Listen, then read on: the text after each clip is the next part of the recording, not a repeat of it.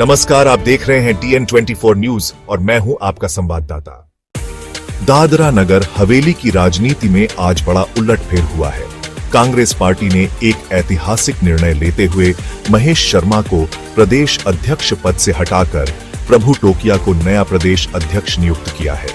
Party ने यह फैसला प्रभु टोकिया की निष्ठा और वफादारी को ध्यान में रखते हुए लिया है। इस निर्णय के बाद दादरा नगर हवेली के राजनीतिक गलियारों में हलचल तेज हो गई है। आपको बता दें कि कुछ ही महीनों में यहां पंचायत और नगर पालिका के चुनाव होने वाले हैं। ऐसे में कांग्रेस का यह फैसला बेहद अहम माना जा रहा है। प्रदेश अध्यक्ष बनने के बाद प्रभु टोकिया ने पहली प्रेस वार्ता का आयोजन किया, जहां उन्होंने कई अहम मुद्दों पर अपनी बात रखी। उन्होंने सबसे पहले कांग्रेस के राष्ट्रीय अध्यक्ष मल्लिकार्जुन खड़गे, लोकसभा में नेता विपक्ष राहुल गांधी, CPP चेयरपर्सन सोनिया गांधी सहित सभी वरिष्ठ नेताओं और कार्यकर्ताओं का आभार व्यक्त किया। प्रभु टोकिया ने स्पष्ट शब्दों में कहा कि कांग्रेस पार्टी में यदि कोई भाजपा या RSS की विचारधारा से जुड़ा व्यक्ति होगा तो उसे बाहर का रास्ता दिखाया जाएगा। उन्होंने जनप्रतिनिधियों को भी चेतावनी दी कि जो लोग जनता के हित में काम नहीं कर रहे, उन्हें अब घर बैठाने का समय आ गया है। उन्होंने दादरा नगर हवेली के हर वर्ग, गरीब, शोषित और वंचित लोगों की आवाज बनने का संकल्प लिया। उन्होंने कहा कि विपक्ष की भूमिका क्या होती है, यह अब कांग्रेस दिखाएगी। उन्होंने यह भी कहा कि प्रशासन के अच्छे कार्यों में वे पूरा सहयोग देंगे, लेकिन अगर प्रशासन जनता को परेशान करेगा तो उसका डटकर विरोध करेंगे और सड़कों पर उतरने से भी पीछे नहीं हटेंगे। प्रभु टोकिया ने यह भी चेतावनी दी कि जो सरकारी अधिकारी भाजपा एजेंट की तरह काम करेंगे और संविधान व कानून के विरुद्ध जाकर निर्णय लेंगे, उनकी भी क्लास ली जाएगी। साथ ही सांसद, जिला पंचायत के 20 सदस्य, पंचायत के 20 सरपंच और नगर पालिका के 15 पार्षद यानी कुल 56 जनप्रतिनिधियों को जिन्होंने प्रशासन की गलत नीतियों में साथ दिया, उन्हें आगामी चुनाव में घर बैठाने की तैयारी की जा रही है। कुल मिलाकर दादरा नगर हवेली की राजनीति में कांग्रेस का यह निर्णय एक बड़ा बदलाव लेकर आया है और आने वाले समय में इसके क्या प्रभाव होंगे, इस पर सभी की निगाहें टिकी रहेंगी। फिलहाल के लिए इतना ही। बने रहिए DN24 न्यूज के साथ।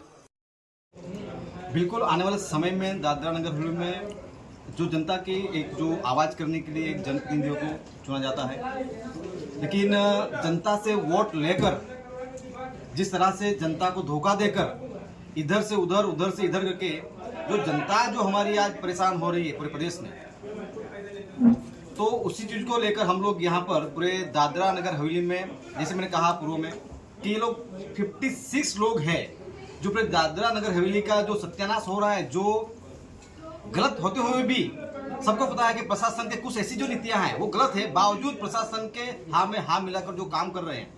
सबसे पहले तो हम लोग वही काम करेंगे। 56 लोग हैं, 20 पंचायत के जनप्रतिनिधि, ग्राम पंचायत के जो सरपंच है, 20 जिला सदस्य, 15 काउंसिलर और एक सांसद। इन सब लोगों ने अब तक कई सालों से जनता से वोट लेकर, जनता को गुमराह करके, लोभ लालच देकर जो वोट लेकर उसको सत्ता लेने के बाद, लेकिन जो जनता के प्रति जो जिम्मेदारी होनी चाहिए थी वो नहीं निभा पा रहे हैं। तो सबसे पहले आने वाले समय में हमारा यही अभियान है। आने वाले 6 महीने के बाद लोकल सेल्फ गवर्नमेंट जो चुनाव होने वाले हैं, उसमें कांग्रेस पार्टी पूरी ताकत से ये 56 लोगों को घर बिठाने के लिए काम करने के लिए पूरी ताकत लगा देगी। यही नहीं, साथ में हम लोग विकास के कार्यों में, प्रशासन जहां जनता के हित के कार्यों को लेकर कार्य करेगी, तो प्रदेश की शासन प्रशासन हम साथ में हैं हर विकास कार्य में। लेकिन कहीं वहां उससे उल्टा है। हमने पिछले 7-8 साल से ये देखने का आ रहा है कि दादरा नगर हवेली में पिछले 7-8 साल में लॉ एंड ऑर्डर की जो परिस्थितियां जो है, जो स्थिति खुद प्रशासनिक पुलिस फोर्स के साथ, पुलिस के साथ मिलकर जिला प्रशासन खुद लॉ एंड ऑर्डर की परिस्थिति खड़ी कर रहे हैं। बेनिफिट ये है, अच्छा ये है यहाँ की जनता, जो यहाँ के जो लोग हैं, ये लोग शांति प्रिय लोग हैं, इसलिए कभी लॉ एंड ऑर्डर की स्थिति यहाँ पर खड़ी नहीं हुई। देखिए अभी हम ये लोग हमने तैयार कर ली है, जिसे आप सबको पता है दादरा नगर हवेली खानवेल विस्तार में जो एक आदिवासी परिवार का घर तोड़ने की घटना जो बनी, हाईकोर्ट, सुप्रीम हाईकोर्ट और सिविल कोर्ट के बाद जजमेंट होने के बाद भी उन्होंने जिस हिसाब से प्रशासन ने तानाशाही और मनमानी करके परिवार को प्रताड़ित किया और घर तोड़ दिया और कई कुछ लोगों के हाथ टूट गए हैं, तो इस तरह की जो घटना हो रही है, इस ऐसी घटना जो निंदनीय है और उस घटनाओं को लेकर हजारों की संख्या में लोग रोड पर उतरे, आंदोलन हुए और शासन प्रशासन बैकफुट पर आया और मुझे ऐसी इतनी मजबूरी हुई कि मुझे अरेस्ट करना पड़ा, मुझे जेल में बिठाना पड़ा। लेकिन आपके माध्यम से उन अधिकारियों को जो बीजेपी के एजेंट बनकर दिल्ली से अधिकारी, संविधान की कसम खाकर आने वाले अधिकारियों को भी आपके माध्यम से बताना चाहता हूं कि प्रभु टोकिया जेल से डरने वाला नहीं है। प्रभु टोकिया तो आंदोलन से पैदा हुआ है। हर दिन हम तो आंदोलन, रैली, धरना करके ही पैदा हुए हैं यहाँ से, और यहाँ 15-20 साल में यहाँ तक पहुंचे हैं। तो मेरे लिए जेल जाना और शासन प्रशासन का अधिकारियों को घेराव करना मेरे लिए नई बात नहीं है। लेकिन कभी भी प्रभु टोकिया ने लॉ एंड ऑर्डर, कानून व्यवस्था बिगाड़ नहीं। कानून और संविधान के दायरे में हमने 15-20 साल से, आप सभी साथी जानते हैं, आप लोगों ने मीडिया में कवरेज किया है, कभी भी हमने लॉ एंड ऑर्डर और कानून से बाहर जाकर कार्य नहीं किया। तो आपके माध्यम से संदेश है, दादरा नगर अब तक जो भी हुआ है, लेकिन अभी प्योर कांग्रेस एक मजबूत के साथ, जिस हिसाब से हमारे सदन के हमारे जो नेता है, विरोध पक्ष नेता आदरणीय राहुल जी गांधी, जिस हिसाब से लोकसभा में जो आपको पता है कभी जो कानून लाए जा रहे हैं, जो जो राहुल जी गांधी ने कहा है, वो सब सरकार बैक फुट पर आके उस कार्य को किया जा रहा है।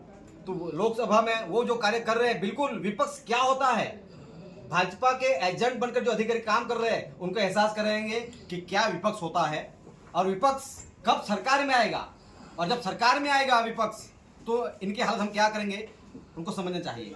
स्थानीय और परप्रांतीय को लेकर किस तरह से कांग्रेस आने वाले दिनों में नजर आएगी? देखिए, एक बात मुझे बहुत मैं 15-20 साल से जाहिर जीवन में हूँ, मैं थोड़ा तीखा जरूर हूँ, बिल्कुल दिल का बिल्कुल साफ हूँ, वो आप सभी जानते हैं। 15-20 सालों में कहीं भी मेरे खिलाफ किसी भी परप्रांतीय ने फरियाद की हो कि प्रभु टोकिया ने वहाँ कोई मारामारी की है, यहाँ झगड़ा किया है, हमको ये धमकी दी है, ऐसा केस एक बताओ तो प्रभु टोकिया राजनीति छोड़ देगा। हम मानवतावादी लोग हैं, यहाँ शांतिप्रिय एरिया है, पूरे देश का एक ही ऐसा विस्तार है, यहाँ पर मिनी भारत कहा जाता है।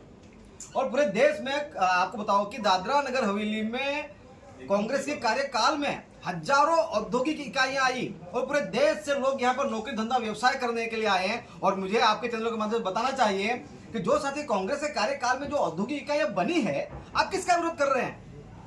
जिस माँ बाप ने मेहनत करके आपको बड़ा किया है, आज आपको नौकरी धंधा करने के लिए लायक बनाया, आपको लखपति बनाया, आपको करोड़पति बनाया है, यहाँ आपका लाख 2 लाख 10 लाख 20 लाख करोड़ों के गाड़ियों में घूम रहे हो, बंगलों में रह रहे हो, और अभी आप कांग्रेस के ऊपर सवाल खड़े कर रहे हो। हाँ, ये जरूर कहूंगा कि कांग्रेस में से कुछ लोग थे जो बीजेपी के एजेंट बनकर यहाँ पर काम करते, तो हमारे आदरणीय राहुल जी ने ऐसे लोगों को घर बिठाने का काम शुरू कर दिया है।